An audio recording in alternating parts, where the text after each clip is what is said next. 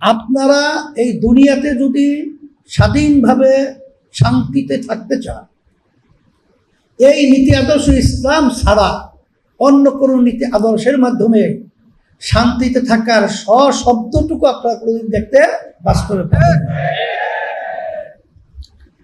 জাতীয় নির্বাচন 2026, আমি 100% মনের দিক থেকে আমি পরিষ্কার যে আমাদের এই কার্যক্রমগুলো যা হয়েছে, পরবর্তীতে যা হয়েছে, এখন যা হচ্ছে, সব আল্লাহর পক্ষ থেকে আল্লাহ করেছে।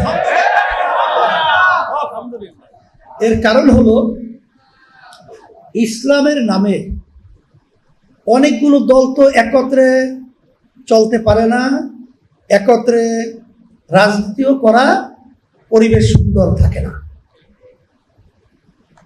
একই ইসলাম আমি বলি, আরেকজনে একই ইসলাম বলবো, আরেকজন একই ইসলামে মানুষ যাবে কোথায়?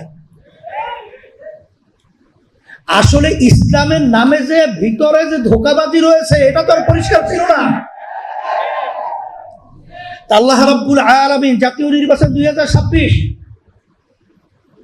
এক কথায় জামাতের ক্ষোভের ভিতরে ঢুকাইয়া, তারপর আল্লাহ রাব্বুল আলামিন ওখানে আটকাইয়া, এরপর আল্লাহ আমাদের ইসলামকে নিরে সহ্য করে ইসলামী আন্দোলন বাংলাদেশকে বাংলার জমিনে সোনালী সূর্যের মতো উদিত করেছেন।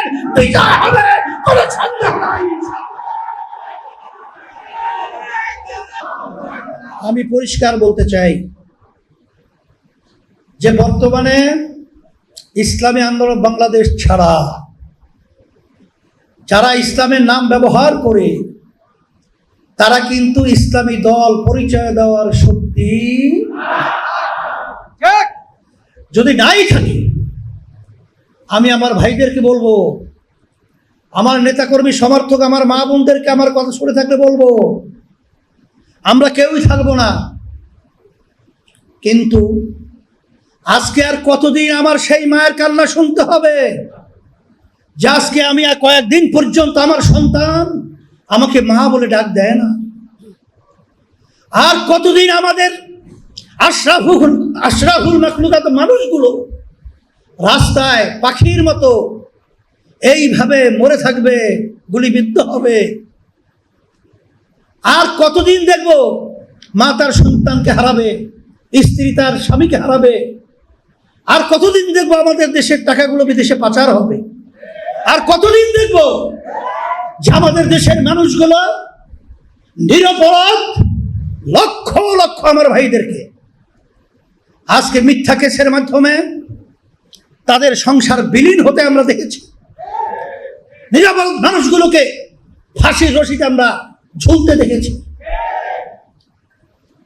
এই জন্যই অনেক সময় বলে থাকে আমাদের আইনুদ্দিন আল আজাদ রহমাতুল্লাহি আলাইহি, তিনি বলেছিলেন, কি বলেছিলেন? তিনি বলেছিলেন শ্রীগালের মতো 1000 বছর বেঁচে কোনো লাগবে নাই, সিংহের মতো গর্জনের মাধ্যমে একদিন বাঁচাই হলো আমাদের দায়িত্ব।